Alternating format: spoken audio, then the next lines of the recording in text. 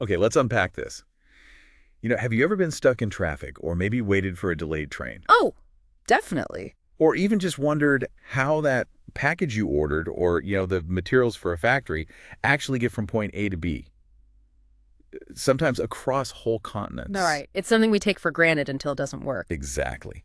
All of that, the roads you drive on, the railways crisscrossing the country, Yeah. the ports where ships dock, airports, power lines, even the fiber optic cables, that's all infrastructure. Mm-hmm. And it's not just like important, it underpins everything. It affects your daily commute, the prices you pay for stuff, the speed of the whole economy. Even where businesses decide to set up shop and create jobs. Absolutely. Yeah. Its development, or sometimes, the frustrating lack of it, impacts your life in ways you might not even consciously think about. It really is the invisible scaffolding of modern life, isn't it? And the economy. When it Mhm. works seamlessly, you hardly notice. But when it falters, maybe a bridge is out, the power grid fails, cargo gets stuck at a port well, then you definitely notice it. It's so fundamental, like the circulatory system for the economy. That's a great analogy. And today, we're taking a deep dive into the landscape of infrastructure development, specifically in India. Okay. We've been given a stack of really detailed material, looks like research papers, reports, that sort of thing, that digs deep into this whole topic. So quite comprehensive sources then. Yeah, it lays out the fundamental definitions, the specific challenges India is facing, what the government's been trying to do. And specific projects too. Yes, and it shines a light on some pretty ambitious projects happening across key sectors. Think urban development, ports, railways. Got it. So our mission for this deep dive then is to kind of cut through all that information. Exactly. Pull out the absolute most important nuggets of knowledge, the key insights from these sources. We wanted to find precisely what infrastructure means in this context. Understand what makes infrastructure development so unique globally, maybe why it's so complex. Right. And pinpoint the major hurdles India is grappling with. And then explore what ambitious initiatives are actually underway on the ground to try and tackle those hurdles. Makes sense. And why should you, our listener, care about, say, India's ports or these dedicated freight corridors, even if you don't live there? Well, they're vital nodes in global trade, aren't they? Absolutely.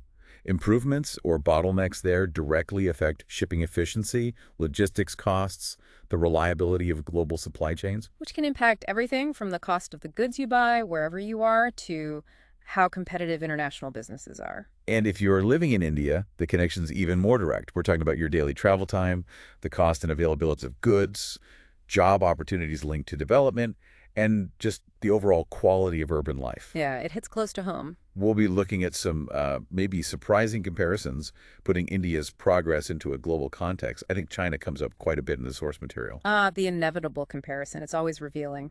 It is. And we'll also highlight some persistent challenges that seem to exist right alongside these genuinely ambitious plans. It paints a complex picture. Significant progress, yes, but also some formidable obstacles. So not a simple story of just success or failure. Definitely not. Well, All right, let's set the foundation. Start with the basics. According to the material we're looking at, what exactly falls under this umbrella of overall infrastructure? okay, the source gives a pretty broad definition. It includes crude oil exploration and refining, electricity generation, coal, steel, cement. So heavy hitters, the industrial basics. Right, plus communications and transport. And that transport piece covers the big ones: rail, road, ports, and airports. So it's much broader than just, getting from A to B. It's the raw materials, the energy needed to build and power an economy. Exactly. It's the fundamental underpinning. And the source breaks it down further. You've got rural infrastructure, Really? things like irrigation systems, roads connecting villages, getting electricity out to rural areas, creating social assets in villages, basic community building blocks. Okay. And then urban. Then there's urban infrastructure that focuses more on public transport, upgrading city roads, improving civic amenities, water, sanitation, that sort of thing in towns and cities. Right, the stuff that shapes daily life in different settings. The source also mentions something called soft infrastructure.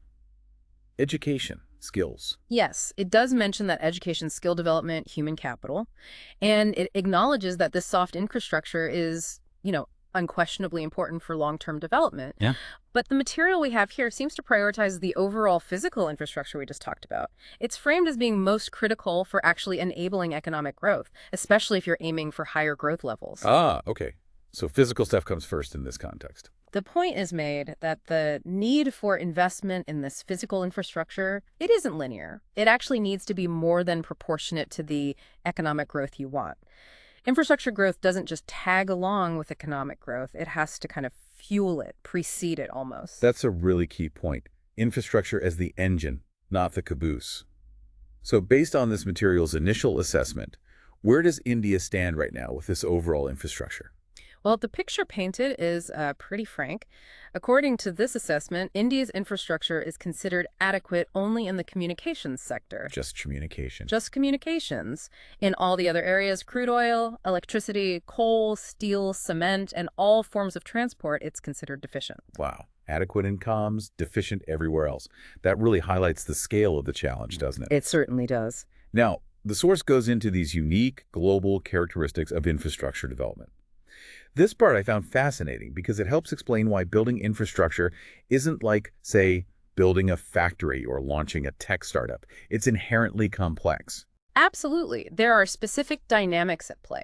Let's walk through them. The first one is that infrastructure is a dynamic concept. What does that mean? It means you can basically never declare it adequate or finished. There's this constant, ongoing need for continuous investment. Why? Because it perpetually needs upgrades, maintenance, expansion. You have to keep up with growing demand, evolving technologies, changing needs of society. It's just an endless cycle of investment, really. Right, because economies grow, populations increase, tech changes. Infrastructure built 20 years ago is probably already struggling. Exactly. It's never static. Okay, the second characteristic is crucial and maybe a bit counterintuitive for some. Infrastructure growth must precede economic growth. This is a really vital sequencing point the source emphasizes. It uses simple, powerful examples like you need to build or significantly upgrade the roads before you can expect millions more cars to be made and used effectively. You can't put the cart before the horse. Precisely. Factories can only really be set up and operate efficiently once there's a reliable electricity supply and good connectivity, not the other way around. Infrastructure isn't just a consequence of growth, it's the essential precondition that unlocks and enables that growth potential. You have to build the capacity first. That makes perfect sense when you lay it out like that. Can't have a manufacturing boom without power or efficient logistics without good roads and ports. Point 3 is about how infrastructure operates. Yes, it has to function continuously. We're talking 365 days a year, 24 hours a day, non-stop. Which means? Which means you need a strong focus on proactive maintenance, identifying and fixing potential issues before something breaks down. Reactive maintenance, fixing things after they fail, is always way more costly, disruptive, and just less efficient in the long run. Think about a power outage versus scheduled maintenance. Yeah, big difference. That requires significant ongoing investment in planning, not just the upfront build cost. Yeah. Okay, the fourth characteristic, the time horizon for planning. This one's huge. Infrastructure development demands visioning for the future, looking not just at today's needs, but 30 to 40 years down the line. 30 to 40 years. Why so long? Because these projects have notoriously long completion periods, years, sometimes decades. If you design a highway or a port just based on current traffic, by the time it's finally built, demand will likely have already outstripped its capacity. You have to build for the future you anticipate, not just the present you see. So you're making massive bets based on projections decades out. That's a huge planning challenge. Economic growth, population shifts, tech changes. Wow. It really is. The fifth characteristic brings in the competitive element, how we measure success. Right, and this is where the source really drives home the need for a global perspective. Infrastructure development has to be seen and compared globally, not just relative to your own country's past performance. Okay, give me an example. The source gives a very specific, very powerful comparison. It notes that the Indian government could, quite rightly, take pride in constructing 8,000 kilometers of national highways over a 10-year period. It calls this a historical feat never achieved before in India. And 8,000 kilometers sounds like a lot, taken in isolation. Impressive progress. Historically, yes. But then the source immediately contrasts this sharply with China. In the exact same 10-year period, China constructed 25,000 kilometers of highways. 25,000 compared to 8. Exactly. The point is inescapable. Infrastructure progress is always measured on a global scale. Your achievements, while maybe notable historically for you, have to be benchmarked against global leaders, especially countries at similar development stages or with similar ambitions. That 8,000 versus 25,000 figure, is a real aha moment about the sheer scale involved. Wow, yeah. That comparison puts things into stark perspective. It's not just about beating your own past record, it's about keeping pace globally. Okay, the sixth and final characteristic. Infrastructure needs to be effective, not just built, but effective. This is another critical point, and the source uses the Hyderabad airport as a concrete example. It acknowledges the airport itself is undeniably world-class. Modern facilities, faster check-ins, handles way more passengers. Looked at in isolation, it's a success story. Okay, but there's a catch. There's a catch. The source points out its location significantly further away from the main city center compared to the old airport it replaced. So you save time inside the airport. But you often lose that time, or even more, just getting to and from the airport itself because of the longer travel distance and potentially congested roads. Right. This means for infrastructure to be truly effective, it needs simultaneous integrated development. Building a state-of-the-art airport isn't enough on its own. You must at the same time widen the roads leading to it or develop efficient alternative transport links, like a metro line, if road widening isn't feasible.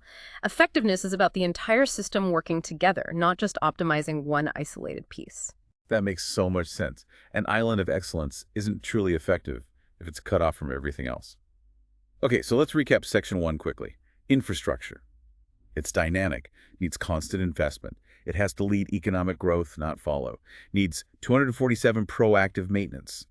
Demands that 30, 40-year future vision. Must be compared globally. Think India versus China's highway numbers. And it has to be effective through integration. Those 6 points alone paint a really complex picture. They really do. It highlights why this isn't a simple problem with easy fixes. Which leads us nicely into section 2. Identifying the specific hurdles India faces in developing this critical infrastructure, drawing directly from our source material. The first big one pinpointed is the need for long-term financial resources, money. Yeah, this is arguably the most significant constraint. The Planning Commission, according to the source, had estimated a staggering need $1,000 billion, $1 trillion, just for overall infrastructure over a 10-year period. And to break that down, that was $500 billion needed in the next 5 years, meaning an annual investment of $100 billion. And that was just to sustain the present levels of growth at the time. If India aims for higher growth rates, the amount needed climbs even higher. And what does that look like as a percentage of the economy of GDP? The source notes that infrastructure investment was hovering around maybe 5.5% of India's GDP when this was written. To meet those needs, it had to more than double, jumping up to 12.5% of GDP. That's a monumental shift in how the economy allocates resources. 12.5%. Huge. And why is it so difficult to find that kind of long-term money? Well, the source explains the fundamental challenge. These infrastructure projects have very long gestation periods. They take years, sometimes a decade or more, just to build and then start generating any return. So slow payback. Very slow payback. Raising such enormous amounts of long-term capital year after year is a major, major issue. Globally, the typical go-to sources for this kind of patient, long-term funding are the big pools of capital like insurance companies and pension funds. Right. They have long-term liabilities, so they need long-term assets. Yes. And in India, the source points out that, at least at the time this was compiled, India's insurance penetration was still relatively low compared to many developed economies. And pension funds were still evolving, still growing, so the depth and availability of these crucial domestic sources of long-term capital were limited. can't the regular commercial banks just step in and fill the gap? The source notes a big problem there. Banks face a significant asset-liability mismatch when funding these projects. Meaning their liabilities, the money they owe. Primarily, customer deposits are generally shorter term. People might withdraw their savings relatively quickly, but their assets, in this case, the loans for these huge infrastructure projects, are locked up for a very, very long term. Taking on massive long-term infrastructure exposures can actually weaken the bank's balance sheets over time because of this inherent mismatch. So it's risky for the banks. A perfect storm of financial challenges then. Astronomical capital needed, projects with slow returns, and limitations in the usual domestic sources of that specific type of long-term money. Pretty much sums it up. The second major issue identified is the pricing of infrastructure. Yes. The source highlights this common problem of underpricing infrastructure services. Setting tolls, user charges, utility rates below what might be considered commercially viable, or the true market rate. The problem with that is? The argument is that this practice really compromises the long-term financial sustainability of the infrastructure itself. If it's not generating enough revenue to cover its own operating costs, its maintenance needs, eventual upgrades, it's just not sustainable in the long run without constant external support. Right. It becomes perpetually reliant on subsidies or emergency funding, which is hard to scale up to the level needed. Exactly. The third hurdle mentioned is that absence of visioning, which we touched on earlier in the unique characteristics. So this isn't just a theoretical point. The source sees it as a practical deficiency in India. Yes, the source explicitly states there's a lack of serious comprehensive thinking about India's infrastructure needs 30 to 40 years out. There doesn't seem to be a clear, detailed infrastructure in India 2050 kind of blueprint guiding current development efforts. And without that long-term vision. Individual projects risk being disconnected, not optimized for future needs, and potentially becoming outdated surprisingly quickly after they're completed. You miss opportunities for synergy. Makes sense. And finally, the fourth major issue, which sounds like it has big implications for consistency in planning. This is the challenge of treating infrastructure development as a political issue versus a national issue. How so? The source argues that development priorities often get driven by the different political agendas of whichever government happens to be in power at the time. One government might heavily favor, say, national highways. The next might shift focus dramatically towards rural roads. Leading to a fragmented stop-start approach. Exactly. The source makes a strong case that infrastructure needs to rise above party lines. It needs to be depoliticized and treated consistently as a cohesive national priority with long-term cross-party consensus. That makes intuitive sense. Building major infrastructure takes decades, spanning multiple election cycles. The planning and funding shouldn't swing wildly based on who won the last election. Precisely. It needs stability, a national long-term perspective. Okay, so facing these huge hurdles, massive funding needs, limited long-term sources, underpricing issues, lack of future vision, and treating it politically instead of nationally, the task looks immense. However, the government has recognized this and taken steps.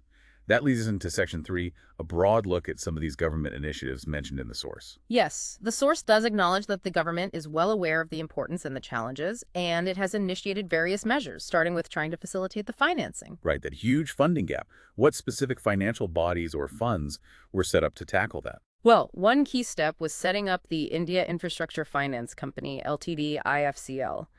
This was specifically created to provide long-term finance for infrastructure projects. The expectation was it could leverage significant investment, the source mentions, over 50,000 crores potentially mobilized over time. Okay, a dedicated entity. Any joint initiatives? Yes, there was also a joint initiative announced for a $5 billion fund.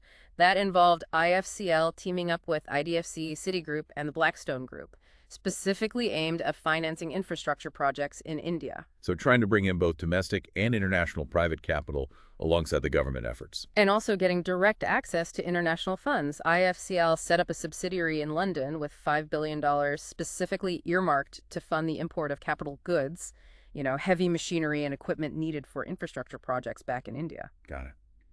Anything else on the funding front? Additionally, the Planning Commission had proposed creating $11 billion multi-infrastructure debt funds to further bolster the financing capacity. Okay, those steps show a clear effort to tap into different pools of capital and tackle that long-term funding challenge. Another key strategy the source details is the public-private sector partnership model, the PPP model. Right, PPPs have been a significant focus. The idea is to leverage the respective strengths of both the government and the private sector. How does that usually work? What does the government do? Typically in this model, the government takes on the role of facilitator.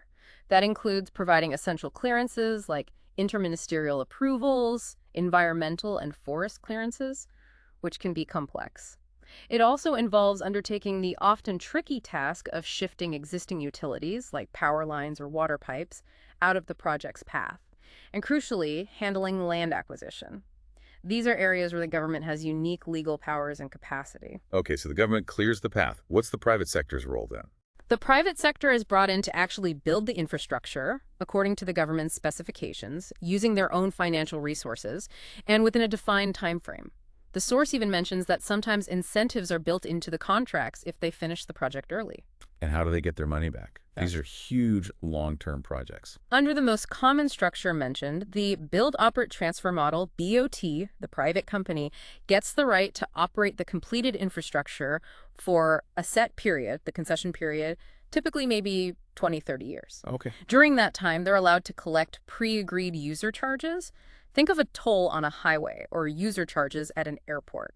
That's how they recover their costs and hopefully earn a return on their investment. Are there different flavors of this PPP model? Yes. The source mentions DBFO Design Build Finance operate as a variation. Here, the private sector's responsibility is expanded to include the actual design of the project, allowing them to bring their technical expertise in right from the start. And there's a more recent innovation highlighted, the concept of negative grants, particularly for projects expected to be highly profitable, like some road projects. Negative grants. That sounds like a contradiction. How does that work? It's interesting. For projects where the projected revenues are expected to be very high, instead of the government providing a grant to make the project viable, viability gap funding, the private companies bidding for the project actually bid on how much money they're willing to pay the government upfront out of their anticipated future earnings, just for the right to build and operate it. So they pay the government to get the contract. Essentially, yes. That upfront payment from the private company to the government is the negative grant. It's like paying a premium for the right to run a very lucrative piece of infrastructure. That's a clever mechanism for those specific high-profit projects. It is. However, the source also brings up what it sees as challenges or limitations with the whole PPP approach. Oh, what are those? Well, while the source calls the PPP model appreciable, a good idea in principle, it makes a very clear point. It cannot be a substitute for government spending and infrastructure. Why not? Given the sheer immense magnitude of resources needed across India, the source argues that PPPs can, at best, really only play a supportive role. The government still holds the primary, unavoidable responsibility for mobilizing the vast bulk of the required investment. So PPPs are a helpful tool, bring in private efficiency, private capital, but they won't solve the core funding gap on their own. That seems to be the assessment here. Okay, that transitions us neatly to Section 4, which focuses specifically on initiatives aimed at urban transformation. Big area of need. Huge area, especially with India's rapid urbanization. The source details several key schemes the central government launched to tackle this. First up is the Smart Cities mission. Right, this one gets talked about a lot. What's its core purpose, according to this material? The stated purpose is twofold: drive economic growth and improve the quality of life for people living in cities by enabling local area development and harnessing technology for smart outcomes. The focus is on promoting cities that provide essential core infrastructure, reliable water, reliable electricity, proper sanitation, efficient public transport alongside a decent quality of life, a clean environment, and using smart solutions to improve governance and services. What specifically gets included in that core infrastructure for these smart cities? The mission targets quite a list: adequate water supply, assured electricity, sanitation including scientific solid waste management, efficient urban mobility and public transport, affordable housing, especially for the poor. Okay, the basics of living. Right. Plus robust IT connectivity and digitalization, good governance using e-governance and getting citizens involved, a sustainable environment, safety and security with a focus on women, children, the elderly, and providing health and education facilities. That's a very broad mandate, covering pretty much all the essentials of urban life. How do they actually implement this? Is it citywide or targeted? It uses a strategy of area-based development with minimum area requirements for different approaches. There's city improvement, also called retrofitting. That focuses on bringing better planning and smart solutions into existing built-up areas, requires a minimum area of over 500 acres. So upgrading existing neighborhoods. Exactly. Then there's city renewal or redevelopment. This is more drastic, replacing the existing built environment, putting in a new layout with better infrastructure, mixed land use, maybe higher density, typically for areas over 50 acres. So essentially rebuilding parts of the city. Right. And the third is city extension or greenfield development. This is where they use smart solutions and innovative planning in previously vacant areas, usually over 250 acres, to accommodate growing populations. This often includes provisions for affordable housing. And is any of this applied more broadly than just these specific zones? Yes, there's also a Pan-City initiative. This involves applying specific smart solutions across larger parts of the city, not just confined to those area-based development zones. How were the cities chosen? The mission initially selected 100 cities based on what the source calls equitable criteria. There was also a mechanism built in to review performance and potentially reallocate cities after 2 years. Okay, a structured competitive selection.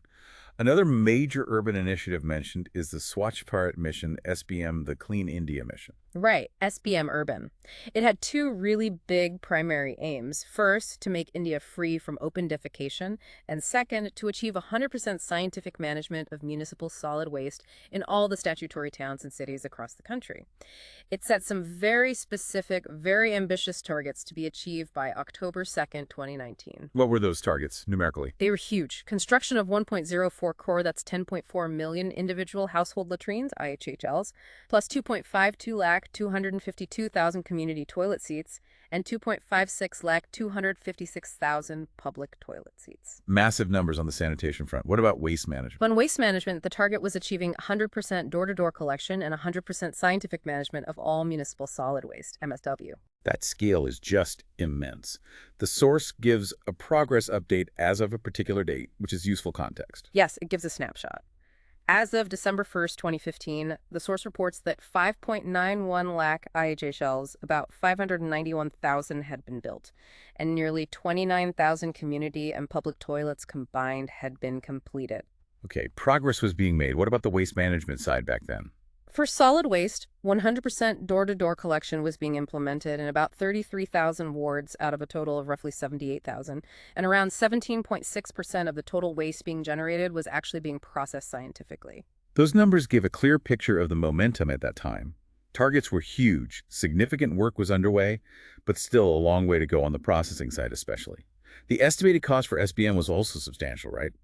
Around 62,000 crore. Yeah, roughly 62,009 crore was the total estimated cost, a major undertaking. Next up, there's the National Heritage City Development and Augmentation Yojana HRIDE. That's quite a mouthful. HRIDE. It ties into the broader vision of improving urban living. The source mentions the Rajiv Awas Yojana aiming for a slum-free India, but HRIDE's specific focus is narrower, preserving and revitalizing the unique soul, the character, of India's heritage cities.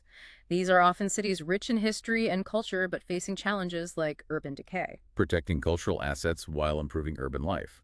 Did Phase 1 have specific details? Yes, Phase 1 had a total outlay of 500 crore and was fully funded by the central government. It identified 12 specific cities across India for this program. Which ones? Let's see. Ajmer, Amaravati, Amritsar, Badami, Dwarka, Mathura, Puri, Varanasi, Velankani, Kanchipuram, Gaya, and Warangal.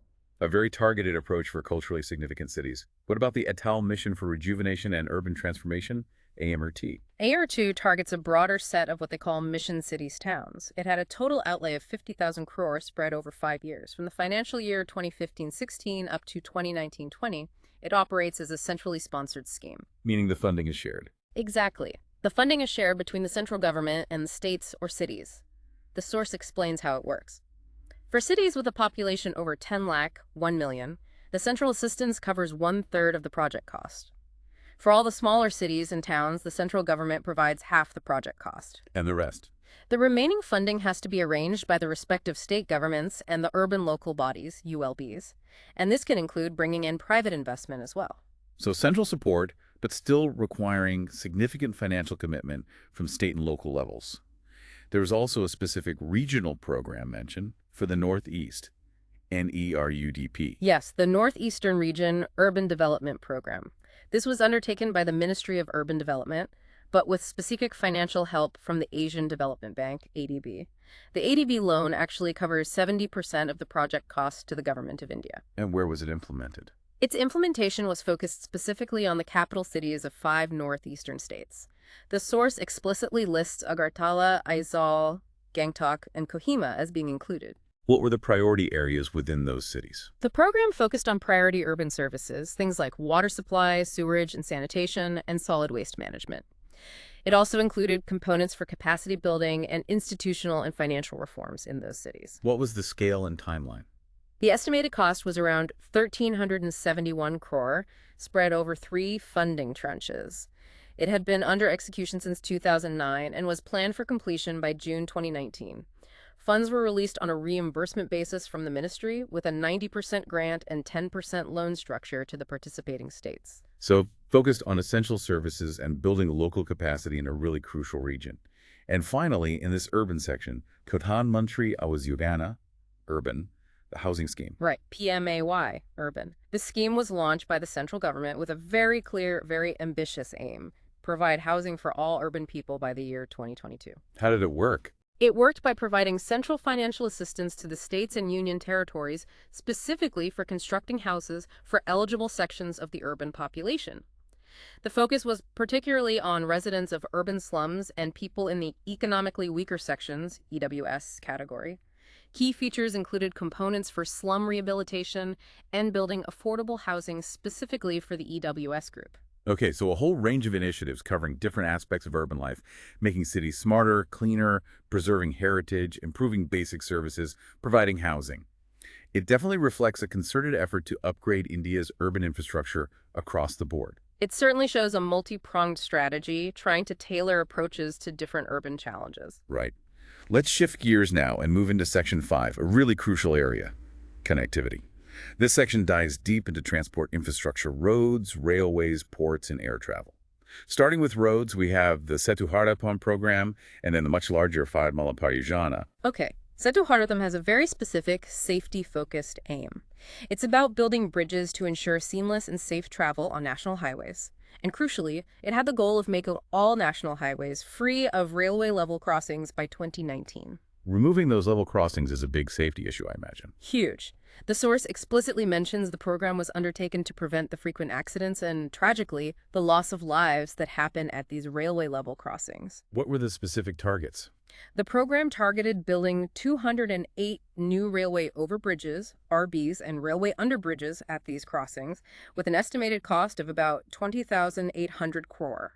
On top of that, it aimed to improve around 1,500 old bridges already on the national highway network, either replacing, widening, or strengthening them, done in phases, with an estimated cost around 30,000 crore. So a clear, targeted program focused on safety and improving flow on existing highways. Fatmala Pariyojana, though, sounds like a much bigger, broader initiative. It is.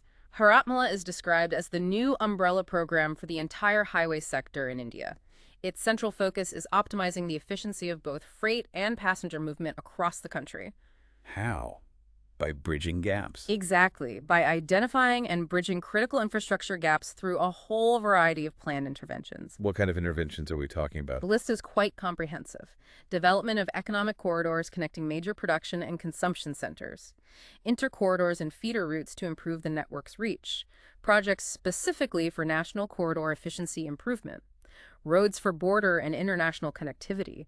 Coastal and port connectivity roads, improving that crucial last-mile access to ports. And building new greenfield expressways for faster, dedicated, high-speed road travel. So a really comprehensive approach connecting big economic hubs, improving port access, building entirely new express routes, covering all the bases. What's the scale of just Phase I of the Bharatmala? Phase I is pretty substantial. It involves constructing around 24,800 kilometers of new roads, plus completing about 10,000 kilometers of roadworks that were left over from the earlier National Highway Development Project, NHDP. And the cost for Phase I? The estimated outlay for Phase I is massive, 5,035,000 crores, planned over 5 years. The objective here is to ensure optimal resource allocation for a holistic highway development and improvement strategy, moving beyond just project-by-project planning to thinking about the entire network. Wow. 5,035,000 crore just for Phase I new construction and finishing old projects. That completely dwarfs the 8,000-kilometer historical achievement we talked about earlier. This is clearly a whole new level of ambition for highways in India. It represents a significant scaling up, definitely. Okay, now let's turn to ports in India. We've touched on them briefly, but the source goes into much more detail here. Critical infrastructure. Absolutely critical. Ports are globally recognized as the gateways for trade, key accelerators of economic development. For an economy like India's, which relies heavily on trade, neglecting ports would be incredibly damaging. What's the current picture? How many ports? Capacity? India currently has 12 major ports, with 2 more approved and around 200 minor ports dotted along its vast coastline. They handle a staggering amount of trade. 95% of India's cargo movement by volume and about 70% by value. The present aggregate capacity of just the major ports is around 1,000 million tons, MT. And the government has been taking steps to improve this situation. Yes, recognizing the critical need, they've been proactive. A major step was allowing 100% private sector participation and also 100% foreign direct investment, FDI, under the automatic route in the port sector. That was a significant policy liberalization to attract investment. Okay. And they also developed a specific strategy. Yes, a comprehensive Maritime Agenda 2010-2020 was developed with several key, quite ambitious goals. What were the headline goals of that maritime agenda? They were aiming high. Increase India's share in global shipbuilding from just 1% to 5%. Increase the share of Indian seafarers working globally to at least 9% by 2015. Create a total port capacity of around 3,200 MT by 2020 to comfortably handle the expected traffic of 2,500 MT.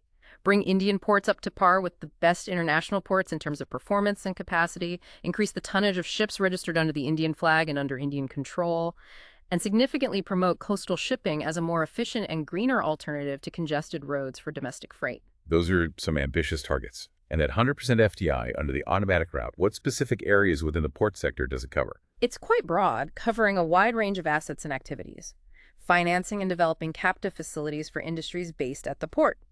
Leasing of port equipment and floating craft. Leasing out existing port assets for operation by private players. Construction, creation, and maintenance of various terminals, container terminals, liquid cargo terminals, etc. Different types of cargo berths, warehousing and storage facilities, tank farms, cargo handling equipment, even captive power plants within the port limits, and facilities for dry docking and ship repair. So essentially opening up the entire value chain within the ports to private and foreign investment. Pretty much, yeah. Were there tax incentives offered as well? Yes, strong tax incentives. Companies investing in port infrastructure are eligible for a 100% exemption from income tax. Plus, enterprises specifically engaged in developing, maintaining, and operating ports, inland waterways, and inland ports get a 10-year tax holiday. That's a very clear financial carrot to encourage investment. And regulatory changes, too. Yes, the source mentions the Ministry of Shipping was considering a significant shift in the regulatory approach. The plan was to move away from the government fixing tariffs for major ports, and instead let the ports themselves set tariffs, giving them more commercial flexibility. And a new regulator. A new specialized regulator was to be appointed. Their focus would be on setting, monitoring, and regulating service levels, technical standards, and performance standards across the ports, rather than getting bogged down in micromanaging the tariffs. Shifting focus from price control to quality control. Exactly. Furthermore, it was decided that all new major ports would be structured and built as corporate entities under the Companies Act 1956. This was a move towards a more corporate governance model for ports. Mumbai's JNPT was slated to be the first existing major port to be corporatized under this push. That move towards corporatization suggests a drive for more agile, commercially focused management. The source also lists some specific examples of recent projects, with investment figures, showing this wasn't just theory. Right, concrete examples, like a contract awarded to a Dubai-based company to develop JNPT's fourth container terminal at a cost of 600 crores. GAIL India and the Shipping Corporation of India, SCI, signed an MOU for transporting LNG sourced from the U.S. At Visakhapatnam Port Trust, VPT, significant projects were underway for iron ore handling and other facilities on a DBFOT basis: design, build, finance, operate, transfer, including one project worth over 845 crores and 3 other major projects totaling around 800 crores. And projects specifically aimed at boosting capacity at Kolkata Port. Yes, at Haldia Dock 2, which is part of Kolkata Port, projects costing 821 crores and 886 crores were approved. These were for developing multi-purpose and merchandised berths, also on a DBFOT basis for 30 years. These projects alone were aimed at significantly enhancing Kolkata Port Trust capacity by about 23.4 million tons per annum, MTPA. Those are concrete examples of substantial investment flowing into port infrastructure development. What about India's vast network of inland waterways? Any focus there? The source definitely meets the significant potential here. India has something like 14,500 kilometers of navigable and potentially navigable inland waterways. Recognizing this, 5 of these major waterways have been officially declared as National Waterways NW1 to NW5. Can you quickly run through those 5 main national waterways and where they are? Sure. NW1 is the big one on the Ganga River system, the Allahabad-Haldia stretch, covering 620 kilometers across UP, Bihar, Jharkhand, and West Bengal. NW2 is on the Brahmaputra River in Assam, the Sadia-Dubri stretch, about 891 kilometers. NW3 is down in Kerala, the West Coast Canal system, around 205 kilometers. NW4 is quite long, 127 kilometers spread across Andhra Pradesh, Tamil Nadu, and Puducherry. And NW5 is about 588 kilometers, connecting parts of West Bengal and Orissa. Okay. Any others mentioned? There's also a proposed NW6 on the Barak River, about 121 kilometers long, aimed at connecting Assam with Mizoram, specifically to help facilitate regional trade links. So clearly recognizing the potential for using rivers for freight movement, possibly easing pressure on roads and rail, is PPP also being actively pursued within the ports themselves? Yes, the source mentions that land licensing for 7 specific projects under the PPP mode had been approved within major ports. The expectation is that bringing in the private sector through this mechanism will lead to efficiency improvements in how the ports operate, which ultimately benefits trade and the wider economy. What about promoting domestic shipbuilding? Is there a push to actually build ships in India? Yes, the government approved specific incentives to give a boost to the domestic shipbuilding industry. These include providing financial assistance to Indian shipyards for vessels they build, which is paid after the vessel's delivered. Okay. There's also a relaxation of eligibility criteria when the government or PSUs procure or repair vessels. They're granting a right of first refusal to domestic shipyards. This aims to provide a sort of guaranteed market or opportunity for local shipbuilders. Encouraging local capacity building. There's also a specific entity mentioned that was set up just for improving rail connectivity to the ports. That sounds crucial for that effectiveness point we discussed earlier. Absolutely critical.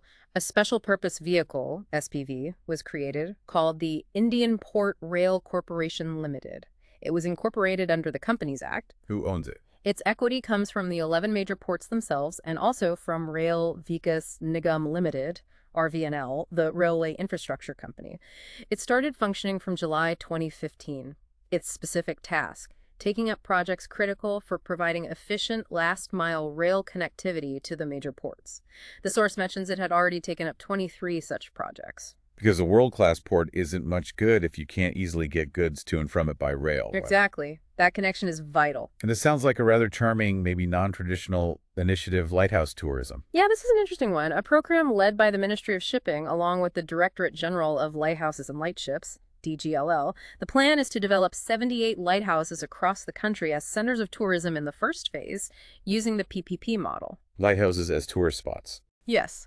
These 78 identified lighthouses are spread across many coastal states and union territories: Gujarat, Maharashtra, Goa, Karnataka, Kerala, Lakshadweep, Tamil Nadu, Puducherry, Andhra Pradesh, Odisha, West Bengal, and the Andaman and Nicobar Islands. The goal is to convert these historic, often scenic structures into tourist destinations, leveraging their unique appeal through private sector partnerships. That's a creative way to find new economic uses for existing heritage assets. The Ministry of Shipping has also been advocating for broader policy changes, hasn't it? Pushing for things beyond just port projects. Yes, they've been actively pushing for measures to improve the whole logistics ecosystem. They sought enhanced budget allocation for developing inland waterways, pointing out that despite the potential, the allocation at the time was only around 900 crore. They strongly urged the government to focus on cutting overall logistics costs, which are known to be quite high in India compared to competitors. They emphasized the importance of streamlining taxation, specifically mentioning the expected positive impact of the Goods and Services Tax, GST implementation for the shipping industry. They requested that the sea logistics sector be formally granted industry and infrastructure status. This was seen as important for better coordination, enabling integrated policy development, and maybe reducing costs for acquiring modern ships. They also proposed creating a dedicated logistics modernization fund. So really pushing for better funding, lower costs, formal regulatory recognition, and a more integrated national logistics policy. Precisely. Seeing all the pieces, ports, shipping, waterways, roads, rail, as one interconnected system that needs holistic management. Yeah, despite all these initiatives we've discussed, the policy changes, the investments, the specific programs like lighthouse tourism, the source goes back to highlighting some fundamental larger issues that ports in India still face. This isn't just a list of projects. It's a deeper dive into the persistent challenges that remain. Yes, and this is critical because it puts all those initiatives into context. It explains why they're needed and where the gaps still are. Firstly, the source reiterates that India's port infrastructure is fundamentally just not on par with the best global ports. And this isn't just a technical point, it has direct negative consequences. Such as, what are those consequences? It leads to inefficiencies in operations and services. As a result, major international shipping lines often avoid calling directly at Indian ports.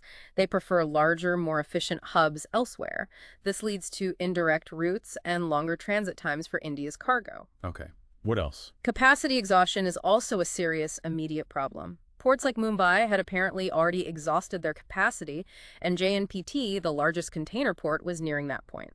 This requires urgent capacity augmentation on a war footing, as the source puts it. So demand is simply outstripping supply, even with the new projects coming online.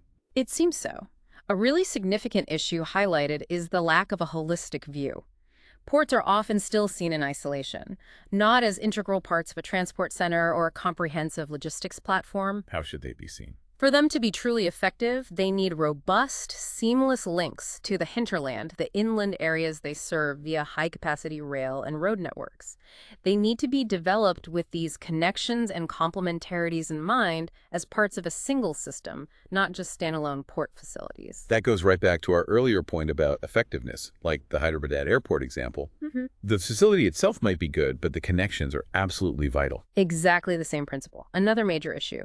Indian ports struggle to handle the largest container vessels, the huge ones currently used in global shipping routes. And the impact of that. This forces these large mother vessels to bypass India and go to bigger transshipment hubs elsewhere in the region, like Colombo in Sri Lanka or Singapore or Dubai. There, the cargo heading for India is transferred onto smaller feeder vessels that can dock at Indian ports. This whole process of rerouting significantly raises the overall cost and increases the transit time for Indian trade. And this creates a dependence on other countries' ports, doesn't it? Yes, the source specifically notes India's heavy dependence on Colombo as a transshipment hub because of this limitation in handling large vessels. This dependence isn't just economic, due to the added costs and delays. It can also have political dimensions. What about operational bottlenecks within the ports, like customs procedures? That's highlighted too. The need for 24/7 customs cargo clearance facilities is stressed. And the source points out that excessive paperwork and documentation requirements simply add to transaction costs and slow down the movement of goods through the port. More bureaucracy, more delays. And vessel turnaround time. That's a key measure of port efficiency, right? It's a critical indicator, yes. And the source highlights a major issue here. The average turnaround time for vessels at Indian ports was still around 3.5 days. 3.5 days. Yes. Which is extraordinarily high compared to international standards, where the best ports measure turnaround times in hours, not days. This long delay makes import and export consignments unpredictable, unreliable, and ultimately less competitive compared to goods moving through faster ports. Wow, 3.5 days versus just hours.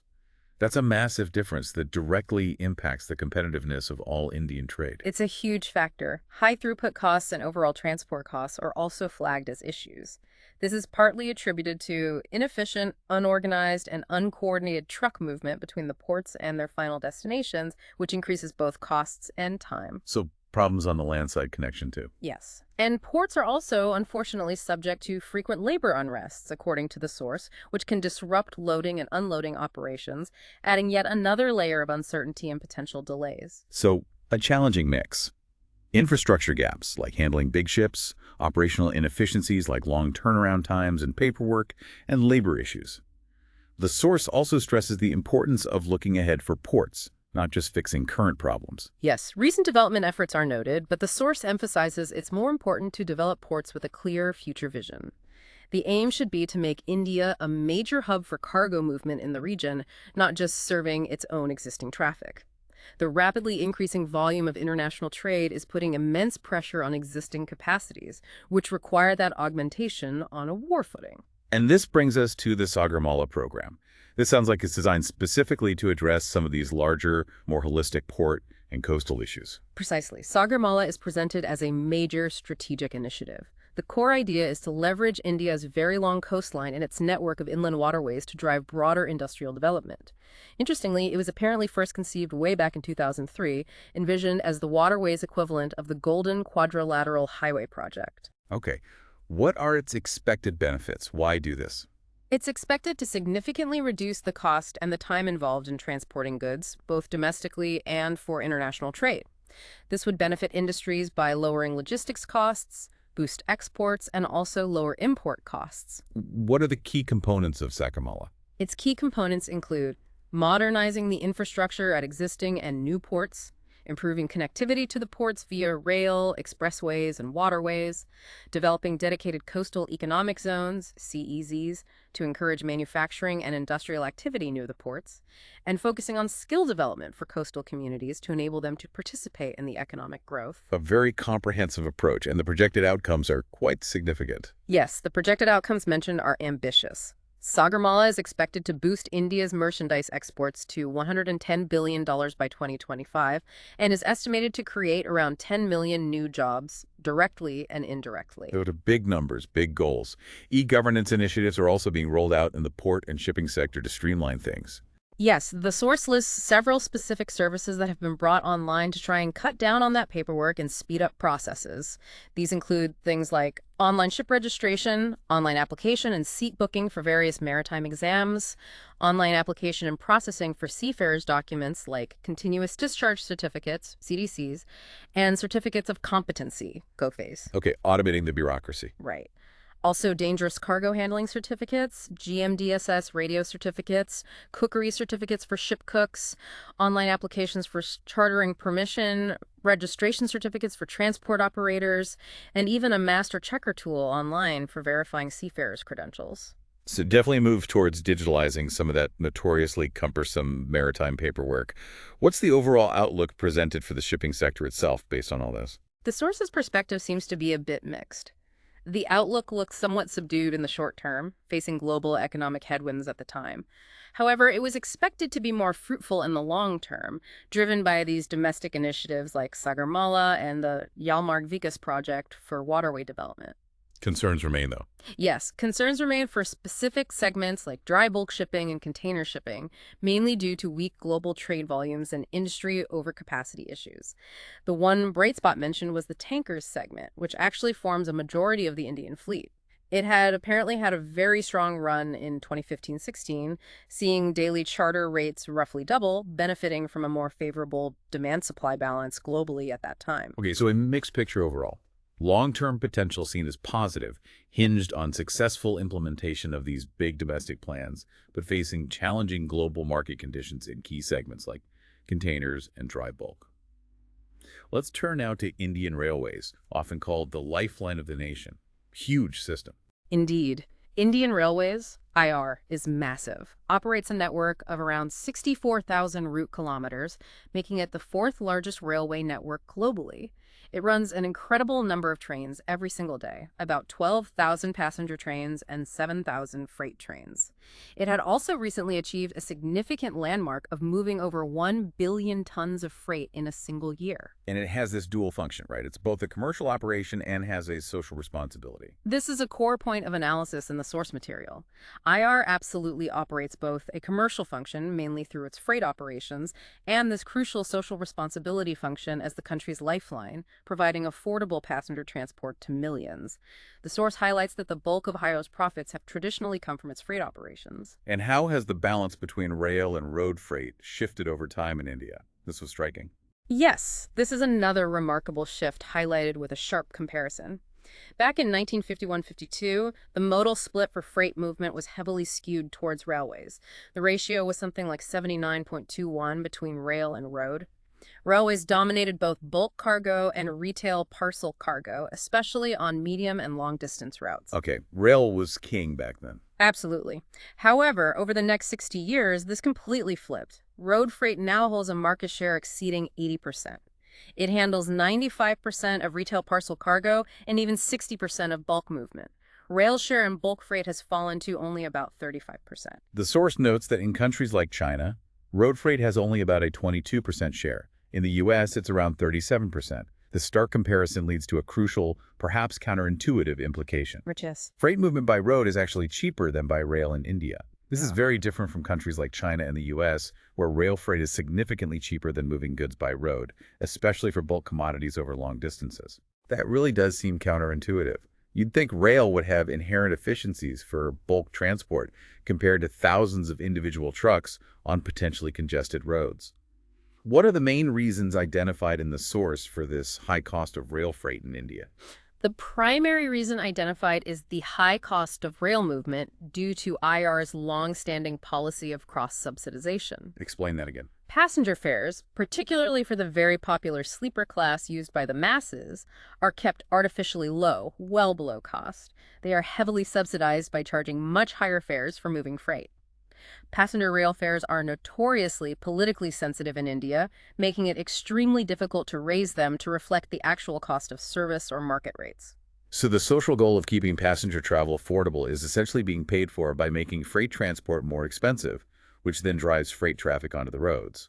That's basically the dynamic described, yes. The source argues that while this stems from IR's social responsibility role, the actual cost should ideally be recovered. If passenger fares must be kept low for social reasons, the difference should either be covered by reducing operational costs significantly or through a direct subsidy from the government budget, rather than placing the burden entirely on freight traffic and making it uncompetitive. And how do India's rail freight rates actually stack up globally? According to World Bank figures cited in the source, Indian Railways freight rates are extremely high compared to major freight railways internationally, including U.S. railroads, Chinese railways, and Russian railways. The source highlights a really striking statistic. U.S. railroads freight rates are only 1/4 of Indian Railways rates. 1/4. That's a massive cost disadvantage for businesses using rail freight in India. It is. Germany is noted as perhaps the only major country with higher freight charges, but it's not considered a major global player in freight movement in the same way. This high cost is reflected in the declining fare freight ratio for IR. In contrast, China's ratio is mentioned as 1.2 and South Korea's as 1.4, indicating they charge more remunerative passenger fares relative to their freight costs, which allows their freight operations to be more competitive. The source even points out the irony of a nominally communist country like China charging passenger fares that help run their network more efficiently. Interesting comparison. What's the second major reason identified for high rail freight costs, besides the cross-subsidy? The source points to the significant use of electric traction for freight movement in India. Over 60% of freight tonnage is apparently moved using electric locomotives. And the problem with that is, electric traction involves very high initial capital costs for setting up the infrastructure, the overhead lines, substations, etc., and also high ongoing overheads. These costs contribute to the higher overall freight costs. While there's often a debate about whether diesel or electric traction is inherently superior, the source states it found no empirical proof that electric is definitively better from a cost or efficiency standpoint in India's specific context. and the capital cost difference is substantial. Yes, the source states that the initial capital cost for electric traction infrastructure is manifold higher than for diesel traction. This is particularly relevant given India's situation with power deficits, where electric traction for railways often receives priority in power allocation over other potential users. The only noted advantage for electric traction is that it avoids the price volatility risk associated with importing diesel fuel. So should India then just shift away from electric traction towards more diesel? The source doesn't argue for abandoning electric traction altogether. Instead, it suggests that diesel and electric should perhaps be seen as complements rather than alternatives that compete against each other. It proposes considering a roughly 50.5 mix between the two modes, especially given India's vulnerability to fluctuations in imported crude oil prices and supply. How might that mix work? One approach suggested is maybe allocating passenger traffic primarily to electric lines and freight traffic more to diesel lines. Or perhaps allocating by geographic area, ensuring both modes are developed and utilized effectively, giving equal importance to both. The source also mentions future technologies. Yes, it highlights that diesel technology offers flexibility and might be more adaptable to future advancements, specifically mentioning fuel cell technology as a promising alternative energy source for locomotion. Fuel cells on trains. How do they work? Fuel cells chemically combine hydrogen and oxygen to produce electricity very efficiently, with the main byproduct being water. They have no moving parts, generate little noise, and produce no smoke or pollutants at the point of use. And the potential impact on railways. According to international reports cited in the source, fuel cell-powered trains could become a practical reality relatively soon. This could potentially make the extensive and costly overhead wire infrastructure required for conventional electric traction redundant in the future. The source even notes a breakthrough in fuel cell technology development by BHEL in Hyderabad, suggesting India could potentially be part of this future technological shift. So the key takeaway here is The key takeaway is really not to develop one mode, like electric, completely at the expense of the other, like diesel. It's important to maintain flexibility and adaptability to future technological possibilities, treating them as complementary systems. okay. Beyond the specifics of pricing and traction types, what about broader logistics inefficiencies that affect rail and the whole economy? The source states quite clearly that the entire logistics sector in India suffers from a large number of inefficiencies across the board. As a direct consequence, the overall cost of logistics in India remains significantly high. It's estimated at around 13–14% of GDP. And how does that compare internationally? That's nearly double the cost seen in most developed countries, and notably also much higher than China, where logistics costs are typically around 7–8% of GDP. That cost difference alone must be a huge drag on overall economic competitiveness. So based on this whole analysis of the problems, what remedial measures does the source suggest specifically for Indian railways? Well, the most direct suggestion is a need to raise passenger fares to more accurately reflect and cover the operational costs, especially for the heavily subsidized sleeper class. Higher classes of travel could perhaps be viewed from a more commercial perspective, and if cross-subsidization is deemed absolutely necessary for social reasons, the source suggests it should ideally be interclass, meaning subsidies flowing from higher passenger classes to lower ones, rather than continuing to burden freight traffic so heavily. Make passengers pay more, essentially. Or what about winning back some of that lost freight traffic? Secondly, there's a need to streamline freight operations significantly and set an ambitious goal to raise rail's share in freight movement back towards maybe around 50%, up from the current 35% or so. The source suggests this can be achieved partly through leveraging the public-private partnership (PPP) model more effectively, and potentially through strategic privatization in certain areas where feasible. So has there actually been an opening up to private sector participation in Indian Railways freight operations? Yes, Indian Railways has taken steps in this direction, introducing new schemes to involve private firms in running freight trains and developing freight terminals. What are these schemes called? The main ones mentioned are the Private Freight Terminal (PFT) scheme and the Special Freight Train Operator (SFTO) scheme. These essentially allow private companies to use IR's network for transporting specific commodities and also to develop and operate their own freight terminals, connecting them to the main rail network.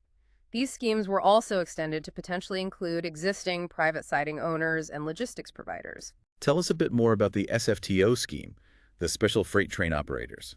Okay, under the SFTO scheme, private firms can get a license to operate their own special freight trains, dedicated to specific commodities. The license fee varies, somewhere between 5 crores and 15 crores, depending on the commodity they plan to haul. To make it attractive financially, the scheme offers a freight rebate of 12% for a period of 20 years, or until the private firm recovers its initial investment, whichever happens first. Any other incentives? A very important incentive is the exemption of the empty return leg of the journey from freight charges. Normally, you pay for hauling empty wagons back. Under SFTO, that's waived.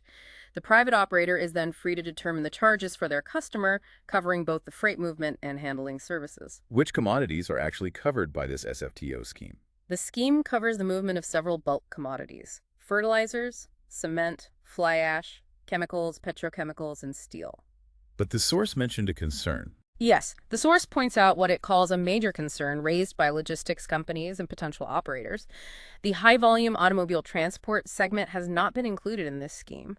That's seen as a significant missed opportunity to attract private investment and efficiency into moving finished vehicles by rail. That does seem odd to exclude such a major segment.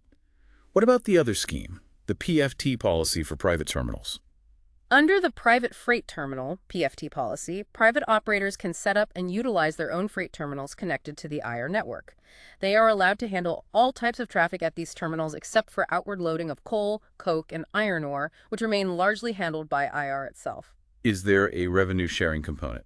Yes, there's a revenue-sharing model with Indian Railways. Yeah. For greenfield terminals, meaning newly built ones, the revenue sharing starts 5 years after the terminal is commissioned. For brownfield terminals, existing facilities that are upgraded sharing starts after 2 years. The sharing rate is set at 50% of the prevailing terminal charge at IR's own goods sheds, or 10-year PUN, whichever amount is higher. This rate is also indexed to increase annually based on the Wholesale Price Index, WPI. Okay. There was an earlier attempt at private participation with something called the Own Your Wagon scheme, wasn't there? How did that go? Yes, that was introduced back in 2005. The idea was to assure a guaranteed monthly supply of rakes, full train sets to a customer if they procured their own specialized wagons. It also offered some freight concessions. However, the source notes that this scheme didn't really take off as successfully as envisioned, largely because the private firms who bought wagons still faced significant turnaround issues. Their wagons would get stuck due to congestion on the existing shared IR network. Owning the wagon didn't solve the fundamental network capacity constraint. So maybe lessons learned from that earlier attempt are informing the design of these newer PFT and SFTO schemes, focusing more on terminals and dedicated operations. Now, the source refers to the Dedicated Freight Corridor, DFC project, as a potential game changer. This sounds like it might address some of those fundamental network capacity issues. It's definitely presented that way. Described as the most ambitious project being undertaken by Indian Railways, truly seen as a potential game changer for how freight moves in India. The Prime Minister reportedly gave it the highest priority directive. The estimated cost is huge, approaching 1 lakh crores. That's a massive investment. What's the basic scope of this DFC project? The DFCs will connect a massive landmass covering over 3,300 kilometers across the country. It's envisioned as potentially becoming the backbone of India's economic transport infrastructure, specifically designed only for freight. There are 2 main corridors being built: the Western DFC and the Eastern DFC. Okay, describe those 2 corridors for us. Where do they run? The Western DFC runs from Dadri, near Delhi in Uttar Pradesh, all the way down to the JNPT port near Mumbai in Maharashtra. That's about 1,499 kilometers. It connects the states of Haryana, Rajasthan, Gujarat, and Maharashtra with an exclusive high-speed railway track dedicated solely to freight. And the eastern one? The Eastern DFC runs from Ludhiana in Punjab down to Dankuni near Kolkata in West Bengal. That's longer, about 1,839 kilometers, and it connects Punjab, Uttar Pradesh, Bihar, and West Bengal. Exclusive dedicated freight lines. How are these colossal projects being funded? A major portion of the Western DFC is being funded through a large loan from the Japan International Cooperation Agency, JICA, that's Japanese Official Development Assistance. For the Eastern DFC, nearly 2/3 of its construction cost is being supported by assistance from the World Bank. The total estimated cost for both corridors combined is around 95,836 crores, and that includes the significant cost of acquiring the land needed. What's the real significance, the expected benefit of having these dedicated lines just for freight trains? The key significance is that it will enhance the freight carrying capacity of the railway's manifold. Trains running on the DFCs will be able to haul much heavier loads. The source mentions potential for over 12,000 tons per rake compared to maybe 3,000, 4,000 tons on conventional lines now. And the trains can be significantly longer, up to 1.5 kilometers. This will lead to substantial gains in efficiency and the sheer volume of goods that can be moved. And what about the impact on the existing lines? This is crucial.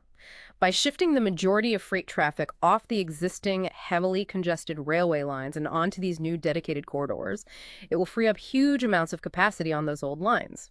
This, in turn, is expected to significantly increase the speed and reliability of passenger trains running on those freed-up tracks.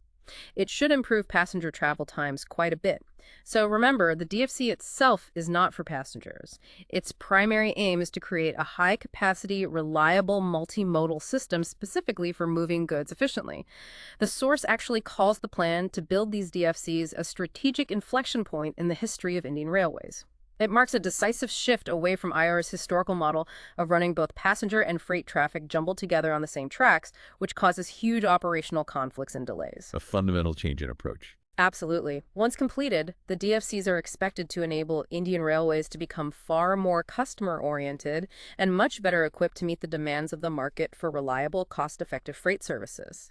The sheer scale of this new rail infrastructure creation is unprecedented in independent India, and it's also expected to spur significant economic activity along its routes, driving the establishment of new industrial corridors and large logistics parks. What kind of trains and technology will actually run on these new dedicated lines? They're procuring over 200 very powerful locomotives, specifically 9,000 horsepower HP engines, from Japan to operate on these corridors. The tracks themselves are designed for high-speed connectivity, capable of handling high-axle load wagons, up to 25 tons per axle, heavier than current standards, and running double-stacked container trains. They need those high-power locos to pull these heavier, longer trains at speed. The source also notes that the Delhi-Mumbai National Highway runs almost parallel to large stretches of the Western Freight Corridor, suggesting potential for road-rail synergy. What about supporting infrastructure along the route? Yes, infrastructure along the corridors will include dedicated power supply facilities and, very importantly, crucial rail connectivity links to the various ports located en route, like Mundra, Pipavav, and JNPT on the western side. How many people are expected to benefit, directly or indirectly, from these massive corridors? The source estimates that approximately 180 million people, which is about 14% of India's total population, are expected to benefit from the development spurred by these corridors through various direct and indirect economic impacts. And this DFC project is tightly linked to another huge integrated industrial development plan, particularly the Delhi-Mumbai Industrial Corridor, DMIC, along the western DFC. Yes, this is a major, incredibly ambitious part of the overall strategy centered around the western DFC. The vision for the DMIC is to develop a wideband, they call it an influence region, extending 150 kilometers on both sides of the freight corridors alignment. 150 kilometers on each side. That's a huge area. What's the goal?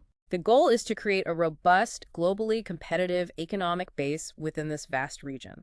It aims to offer state-of-the-art infrastructure, activate local commerce, attract significant foreign and domestic real estate investment, and promote sustainable development practices. So it's not just a railway project.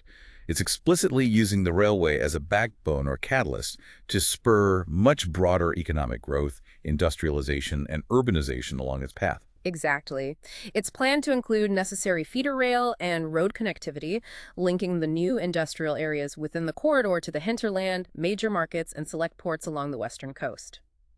DME is being conceived as a model industrial corridor built to international standards. The specific aim is to significantly expand India's manufacturing and services base and develop this entire region as a major global manufacturing and trading hub. What kind of specific physical infrastructure will be built within this DMIC corridor? The government aims to facilitate the establishment of world-class social and physical infrastructure all along the route to accelerate economic growth. Key components include specifically identified integrated investment regions, IRs, and industrial areas, IAs, within the corridor. What are those? These are planned as large, self-sustained industrial townships. They're intended to be equipped with world-class infrastructure, excellent road and rail connectivity to ports and logistics hubs, potentially air connectivity nearby, reliable power supply, quality social infrastructure like housing, schools, healthcare, and an overall environment designed to be highly competitive for attracting businesses. And there are minimum size requirements mentioned for these planned regions. Yes, according to the source, an investment region, IR, would be a very large, specifically delineated industrial zone with a minimum area of over 200 square kilometers. That's equivalent to 20,000 hectares. An industrial area, IA, would be developed with a minimum area of over 100 square kilometers or 10,000 hectares. Those are genuinely enormous planned industrial zones. How is this massive DMIC project being funded? The funding sources mentioned include contributions from the government of India itself, significant loans from Japan, tying back to the GIFA funding for the Western DFC, direct investment by Japanese firms looking to set up operations in the corridor, and potentially through Indian companies issuing Japan depository receipts to raise capital in Japan. What's the overall expected impact of the DMIC combined with the DFC? The source describes it as a highly ambitious project that, once completed, is expected to fundamentally redefine freight movement in India. It's anticipated to provide significant multiplier effects for economic growth across multiple sectors, create widespread employment opportunities, and potentially mark the beginning of Indian Railways becoming a central pillar for all-round national economic development through providing efficient, state-of-the-art transportation facilities. However, even with the massive scale and ambition of the DFC and DMIC, the source does note that there are still remaining issues that Indian Railways needs to address over time. Such as what still needs work. Well, the source stresses the need for Indian Railways to really see itself as just one part of a broader, holistic, national logistic policy. This policy needs to cover all modes of transport: rail, road, sea, air, waterways, ensuring clear linkages and complementarities between them, rather than having them operate in silos or purely in competition. Thinking systemically. Exactly. It also argues that any future expansion of the rail network should be guided primarily by economic viability and potential demand, rather than being driven solely by political considerations or pressures. The source also highlights the need to expedite the establishment of rail links, especially in the geographically challenging northeastern states, and importantly, establishing better rail links with neighboring countries for improved regional connectivity and relations. There's that point raised earlier about the structure of the railway budget itself. Yes, the source revisits this and suggests seriously reviewing the long-standing practice of having a separate budget presented specifically for railways each year in Parliament. It points out that this practice originated under British rule way back in 1924 and questions whether it's still relevant today. It compares railways to other critical sectors like defense or petroleum, which receive much larger financial allocations but don't have their own separate budgets presented in the same way. Asking the rhetorical question. Right, the source rhetorically asks, is Indian Railways inherently more important than, say, national defense? Suggesting this historical anomaly of a separate budget needs careful examination. Okay, so key takeaways for railways seem to include needing that integrated national logistics view, ensuring expansion is economically driven, improving regional and international connectivity, and potentially rethinking this standalone budget structure. All this really points towards the need for much better integration across the different transport modes. Absolutely. The conclusion drawn for the entire transport sector, railways, ports, roads, is that they absolutely must function as parts of a unified, multimodal logistics system in India. This integration is seen as essential to achieve true efficiency and significantly cut down the time and, crucially, the costs involved in transporting goods from the producer all the way to the ultimate consumer, both within India and for international trade. Okay, let's move to another significant high-profile transport project mentioned. The high-speed train project between Mumbai and Ahmedabad, the bullet train. Right. This project saw its feasibility study conducted by JACA, the Japan International Cooperation Agency, that submitted back in July 2015. It received approval from the Cabinet Committee on Economic Affairs in December 2015. It's slated for implementation with substantial technical and financial assistance from Japan. An AU between India and Japan regarding this specific project was signed on December 12, 2015. How is this massive project structured for implementation? Who's running it? A new special purpose vehicle, SPV, was planned to be set up specifically for executing this project. The equity participation in this SPV is planned to be shared. 50% by the Ministry of Railways, and the remaining 50% jointly by the state governments of Maharashtra and Gujarat, the two states the line connects. Okay. What are the key salient features of this project as detailed in the source? There seem to be quite a few specific numbers provided. Yes, the source gives very specific details, which is helpful. The estimated total construction cost, which includes the cost of land acquisition, is pegged at approximately 70,915 crore. Okay, construction costs. What about the total project cost? The projected completion cost, which factors in additional things like price escalation over the construction period, the interest accumulated on loans during construction, and import duties on equipment, is higher. That's estimated at around 97,636 crore. This breaks down to an average cost per kilometer of roughly 140 crore. Wow, 140 crore per kilometer. That's a substantial cost, reflecting the advanced technology involved, I assume. How long is the project expected to take from start to finish? The estimated implementation time for the project was around 7 years, starting from the commencement of actual construction activities. A major factor enabling this relatively quick timeline for such a complex project is the substantial financial assistance from Japan. Right. The Japanese funding, how much are they providing? Japan is providing 79,165 crore as a loan through their Official Development Assistance, ODA. That amount covers a remarkable 81% of the total estimated project cost. 81% funded by Japan. And the loan terms are quite favorable, I understand. Extremely favorable. The loan has a repayment period stretching over 50 years. The interest rate is incredibly low, just 0.1% per annum. And perhaps most importantly, there's a generous 15-year moratorium period before loan repayments are even scheduled to begin. Those terms certainly make the financing aspect much more manageable for such a large upfront investment. What about the actual contracting and procurement for building the line and getting the trains? Is Japan involved there too? Yes, the source notes that certain identified packages within the project-specific construction segments or systems would be contracted in a way that either a Japanese company summons the prime contractor or it involves a joint venture, JV, led by a Japanese firm. Additionally, certain identified goods and technologies specifically manufactured in Japan would be procured directly from Japan for the project. So the very favorable funding is clearly linked to utilizing Japanese expertise, technology, and manufacturing for key components of the project. Makes sense. What are the specifics of the corridor itself, the route? The total length of the proposed high-speed corridor is 508 kilometers. It connects the Bandra Kurla complex, BKC, in Mumbai, Maharashtra, to Sabarmati Ahmedabad in Gujarat. And the physical structure, is it on the ground, elevated? The route structure is detailed as being predominantly elevated. About 64% of the length will be constructed on an embankment structure.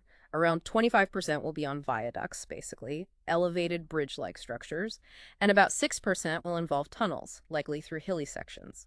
The track will use standard gauge, which is common for high-speed rail globally, but different from India's broad gauge network. How many stations are planned along this 508-kilometer route? The plan includes 12 stations located between the Mumbai and Sabarmati endpoints. And the speed. This is high-speed rail, after all. What are we talking about?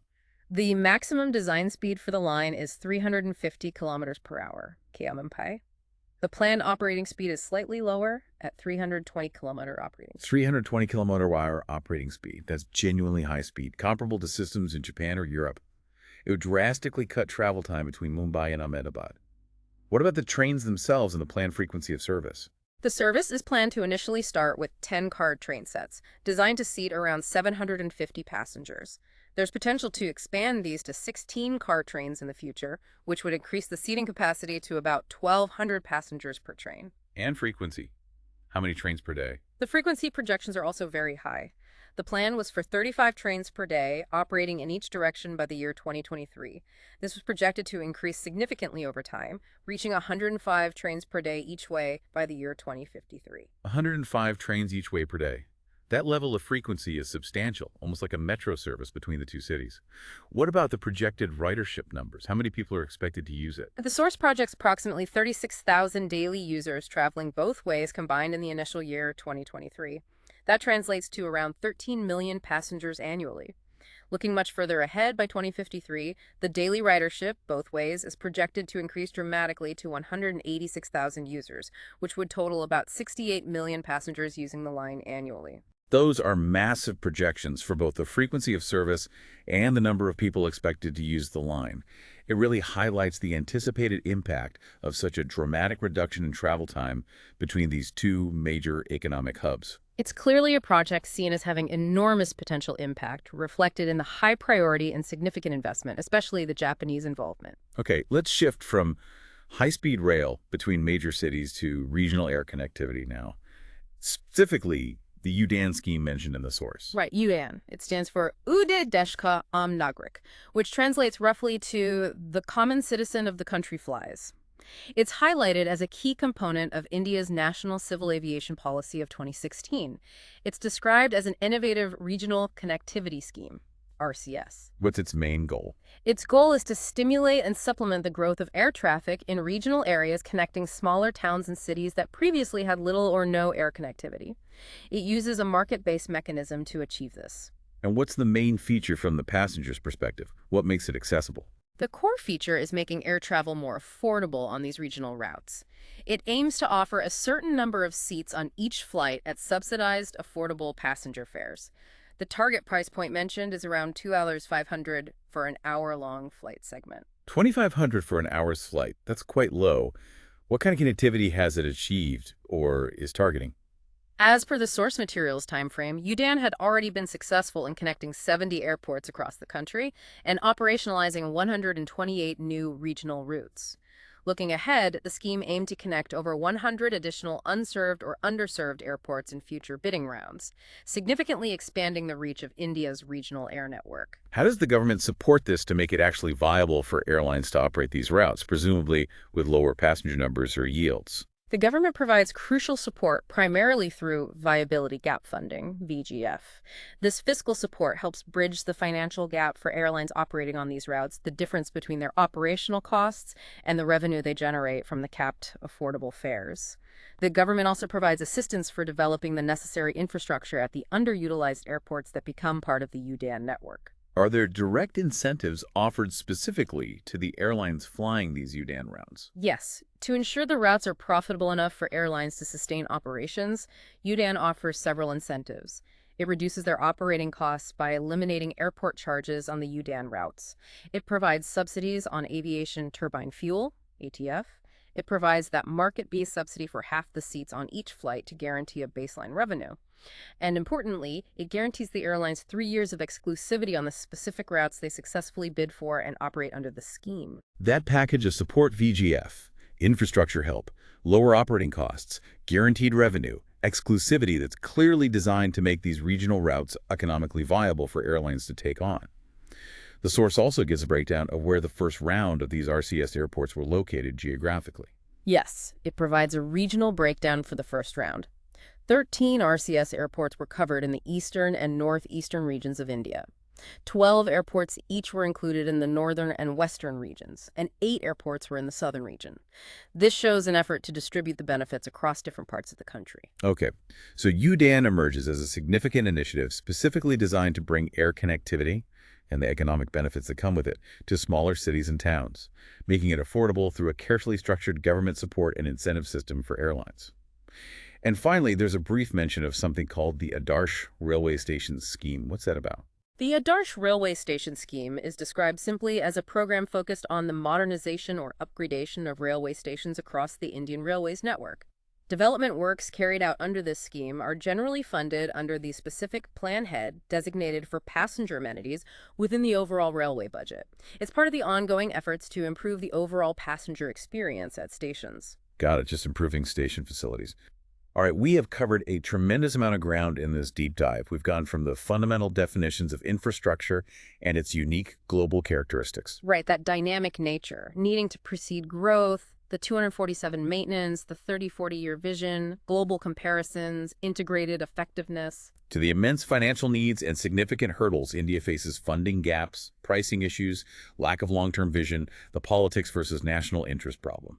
Then we looked at the range of government initiatives trying to address these dedicated finance companies like IIFCL, the push for PPPs. The detailed urban development missions like Smart Cities, Swachh Bharat for cleanliness, HRA for heritage cities, AMRUT for basic services, PMA for housing. That comprehensive dive into the transport sector. Ambitious highway programs like Setu Bharatam and the massive Bharatmala, ports their critical role, the complex challenges they face, the Sagarmala initiative aiming for holistic development. We really unpack the complexities of Indian Railways too, its historical role, that dramatic shift in freight share due to high costs and cross-subsidization, the attempts at private participation, and the potential game-changing impact of those dedicated freight corridors and the integrated DMIC project. Plus the high-profile Mumbai-Ahmedabad high-speed rail project, and finally, boosting regional air connectivity through UDAN. It's clear there is just a vast array of ambitious plans and projects underway across all these critical sectors. It really reflects a recognition, at least on paper, of the urgent need for massive infrastructure development in India. It definitely does. Which brings us to our final section, Section 6. This looks at the crucial balancing act required, particularly between these urgent development needs and critical environmental considerations. And it revisits some of the deeper, perhaps more philosophical challenges identified in the source material. The source specifically brings up environmental issues that often emerge around large infrastructure and industrial projects. Yes, it highlights concerns that frequently come up, like the erosion of forest cover, impact on water bodies, displacement of communities, and other environmental impacts that often become major points of contention and can lead to significant delays or even cancellation of projects. And it provides specific examples to illustrate this tension, like the POSCO Steel project and the Vedanta Group's mining projects, both in the state of Orissa, now Odisha. Right. The source details the environmental issues and local opposition that were raised concerning these very large industrial projects proposed in Orissa.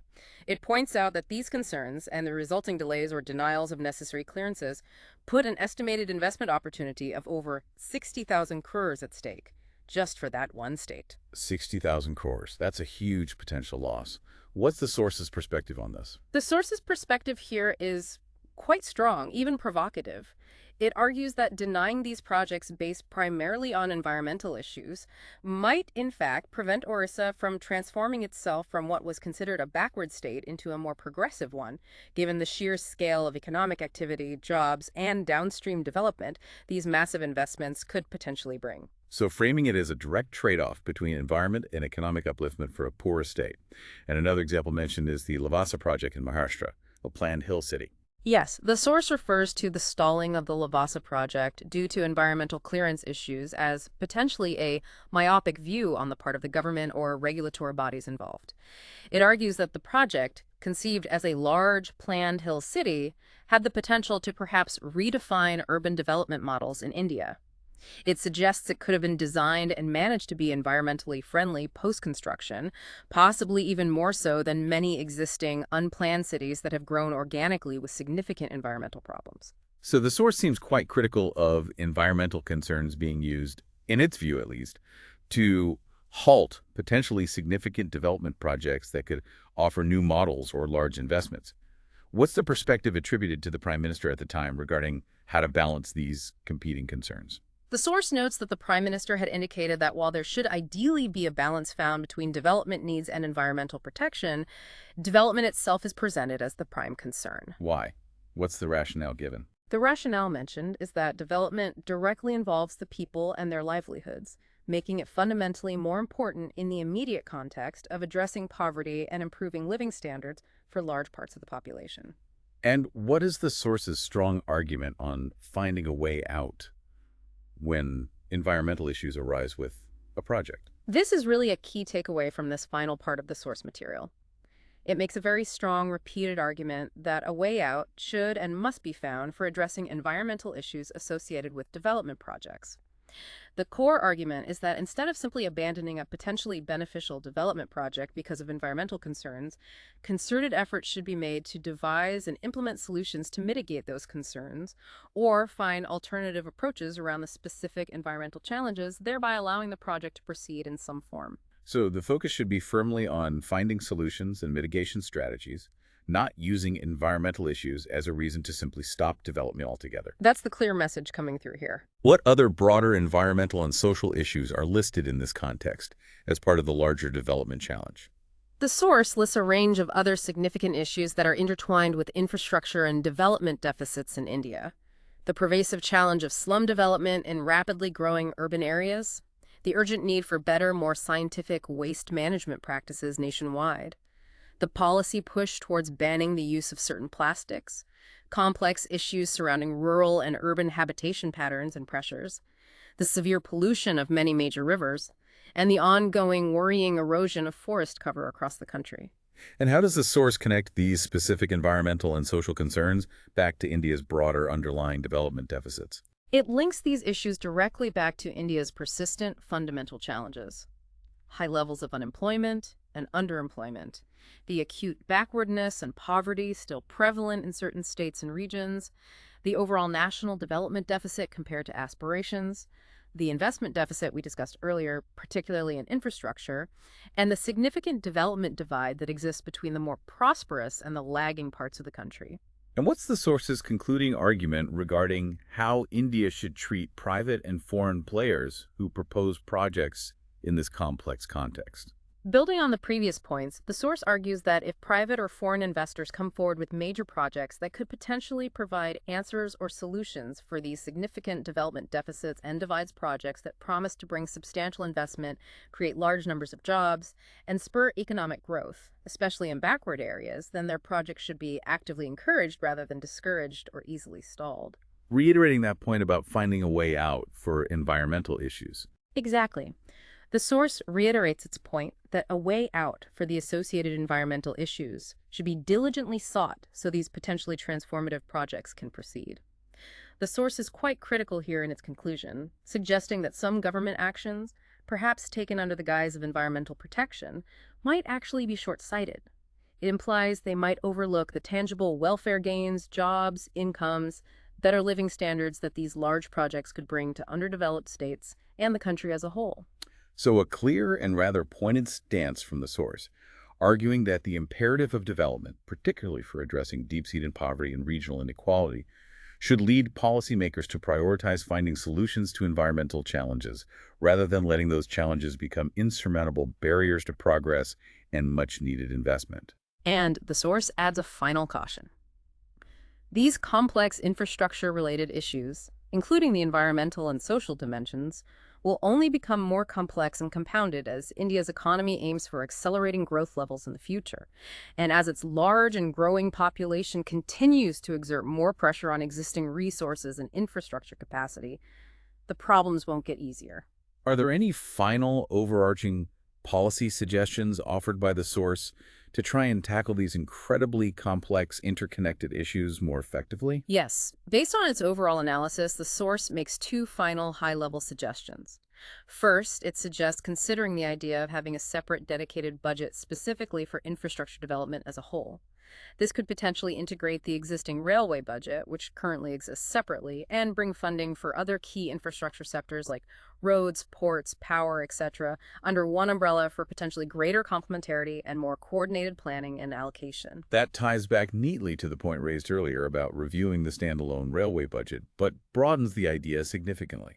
It does, suggesting a single integrated infrastructure budget. And secondly, the source emphasizes the critical need for a much greater, much broader-based national discussion on the imperatives of infrastructure development for India's long-term future. Without this comprehensive national dialogue, leading to a shared long-term vision and coordinated action across sectors and political lines, the source warns quite starkly that infrastructure will inevitably become a major limiting factor, actively constraining India's potential for future economic growth and development. That warning serves as a powerful conclusion to this deep dive. We've really gone deep into the landscape of India's infrastructure, driven by the insights and perspectives presented in this material. We started by defining the core components and understanding those 6 unique characteristics that make infrastructure development so particularly complex, not just in India, but globally: its dynamic nature, its need to precede growth, the relentless demands of maintenance, the necessity for that long-term 30-40-year vision, the importance of global comparison, and the critical need for integrated effectiveness. We then explored the significant hurdles India faces, particularly those enormous financial requirements and the challenge of sourcing sufficient long-term capital, the persistent issues around underpricing and financial sustainability, the noted absence of a clear, actionable long-term vision, and that difficult challenge of moving infrastructure planning beyond short-term political priorities towards a sustained national consensus. We've seen the wide range of government initiatives launched in response, from setting up dedicated financial institutions and funds like IFCL to heavily promoting the public-private partnership model despite its limitations. We looked closely at those ambitious urban transformation programs like Smart Cities, Swachh Bharat, HRIDE, and AMRUT, all aimed at upgrading the quality of urban life and services across the country. And we dedicated significant time to that absolutely crucial transport sector. The large-scale highway projects like Setu Bharatam focusing on safety, and the massive Hardamala aiming for holistic network development. We examined the critical role and the persistent, complex challenges facing India's ports, alongside the transformative potential envisioned in the Sagarmala program. We really unpacked the intricate dynamics of Indian railways, its historical dominance now lost to road, the impact of high freight costs driven by passenger cross-subsidization, the various attempts at involving the private sector, and the potentially game-changing impact expected from the dedicated freight corridors and the integrated DMIC project being built alongside. Plus, we covered the high-profile Mumbai-Ahmedabad high-speed rail project and the efforts to boost regional air connectivity through the UDEN scheme. And finally, we tackled that very challenging balancing act, the tension between the urgent imperative of development, especially for poorer regions, and critical environmental and social concerns.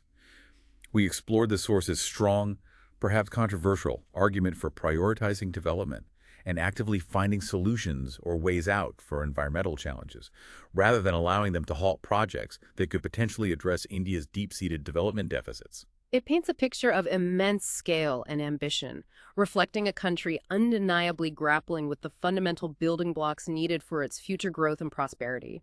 But it's also, simultaneously, a picture of persistent, deep-seated challenges, financial, operational, planning-related, political, and environmental, that require a truly national, long-term, coordinated, and perhaps unconventional approach to overcome. Absolutely.